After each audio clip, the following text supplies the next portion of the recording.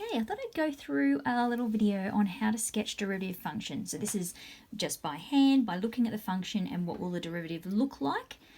Just a bit of a basics for that and what I'm looking for when I see a function and I'm trying to draw its derivative. So to start with, we're starting nice and simple. We've got a linear function there. Now we're looking at the linear function. I can see that it has a positive gradient. And without having any numbers on my axes, I cannot work out a gradient. So I just know that it's positive. So I pick a spot above the x-axis and draw a horizontal line because I know that it has a constant gradient the whole way along there. Therefore, its derivative will be a constant value. So if its gradient was 3, then the derivative would have y equals 3 as its equation. The same way if I have this one here, so it's a linear function again, but this time it has a negative gradient.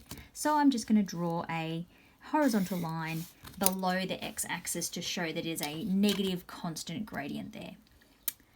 When I have a look at the third one, I can see that it's a quadratic. Now, when I'm looking at that, I'm thinking about what stationary points it has, because at the stationary points, the derivative is going to be 0. So here I can see that it has a turning point or a stationary point at 0, 0. So I'm going to put a dot over here at 0 on my graph.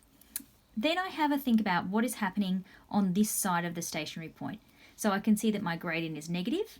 I get to 0 and then my gradient is positive. So I can draw my derivative function in as a linear. I also know that a quadratic is going to go to a linear, so I know that it's going to look like some type of linear function, and I know that it's got the negative and then the positive. So I've got another quadratic function here, same process again. I can see where my stationary point is at 0, but in this case I have a positive gradient and then a negative gradient, so I've got that coming down like that. Obviously without any points on the lines, I can't work out any extra details with that, but that's how I can sketch that graph. Then we get to ones that are a little bit more complicated, but we're going to use the same process. So looking at this first one, my first thing is I'm going to want to find where my stationary points are.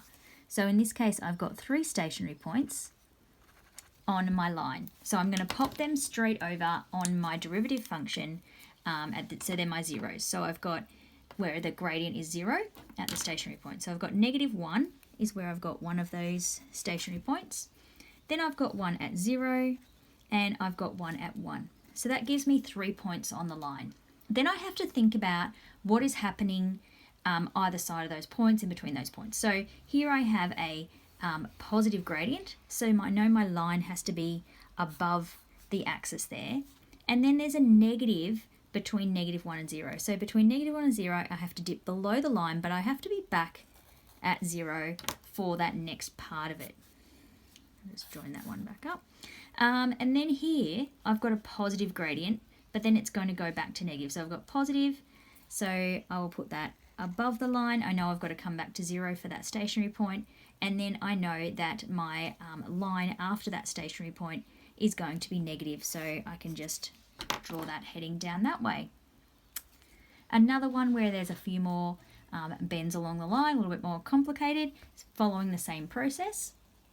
So I've got my stationary points. So where are they? I've got one here at -3, so I'm going to pop that straight on. I've got another stationary point here at 0, so I'm going to pop that in there. I've got another one at 2, so I'm going to pop that on.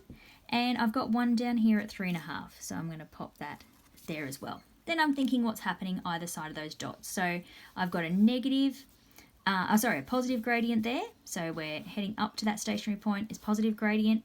Then I've got negative between -3 and 0. So I need to be below the line there. Then I've got positive between 0 and 2, so I'm above the line. Then between 2 and 3.5, I'm negative, so I'm below the line. And then I'm back positive again. So I've got my positive. I know that it's negative between -3 and 0, so I've got under the line. Then I've got my positive above the line. I've got my negative below the line, and then back up. So it's a little bit of a mind shift from y values to actually gradients. So when I'm below the line, that's when I have a negative gradient.